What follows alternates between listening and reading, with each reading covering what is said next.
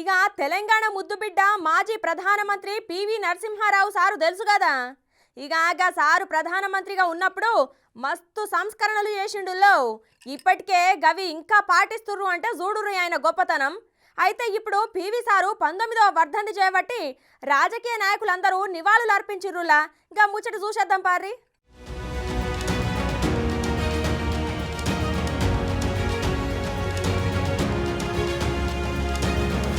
దివంగత మాజీ ప్రధాని పివి నరసింహారావు 19వ వర్ధంతి సందర్భంగా గవర్నర్ తమిళసై మేడంతోనే అన్ని పార్టీల నాయకులు వచ్చి నివాళులు అర్పించిర్రులా. అలా ముఖ్యమంత్రి రేవంత్ రెడ్డి సారు ఆ పార్టీ మంత్రులు వచ్చి పూలేసి నివాళులు అర్పిస్తే బీఆర్ఎస్ పార్టీ నాయకులు కేటీఆర్ వాళ్ళ ఎమ్మెల్యేలతో కలిసి వచ్చిండు. ఇక గవర్నర్ దత్తాత్రేయ, బీజేపీ మాజీ ఎమ్మెల్యే ఈటల రాజేందర్ గిట్లు వచ్చి నివాళులు అర్పించిర్రు.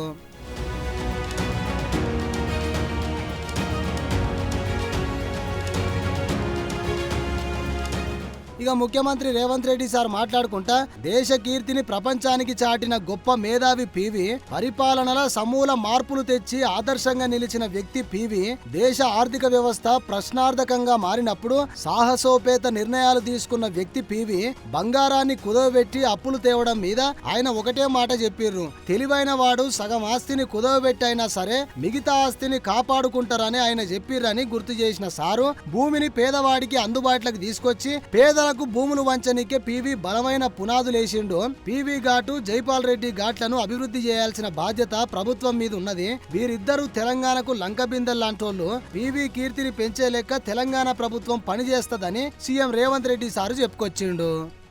ఆర్థిక రంగంలో రాణించిన, పరిపాలనలో పారదర్శకవంతమైన పరిపాలన అందించిన, ముఖ్యంగా సీలింగ్ యాక్ట్ ద్వారా పేదలకు ఆత్మగౌరవమైన భూమి, ఆ భూమి కొద్ది మంది చేతుల కబద్ధ హస్తాలలో ఉంటే ఈ ప్రాంతంలో జరిగిన ప్రతి పోరాటం, నిజాంకు వ్యతిరేకంగా జరిగిన సాయుధ రైతాంగ పోరాటం భూమి చుట్టూనే పరిభ్రమించింది. ఆ తర్వాత జరిగిన నక్సల్బరీ పోరాటాలు కూడా ఈ భూమి చుట్టూతోనే పరిభ్రమించినాయి. భూమి పేదవాడికి అందుబాటులోకి తీసుకొచ్చింది. పేదవాడి ఆత్మగౌరవమైన భూమిని భూ పంపకాల ద్వారా వాళ్ళకి చేర్చినప్పుడే ఈ యొక్క పోరాటాలకు ఒక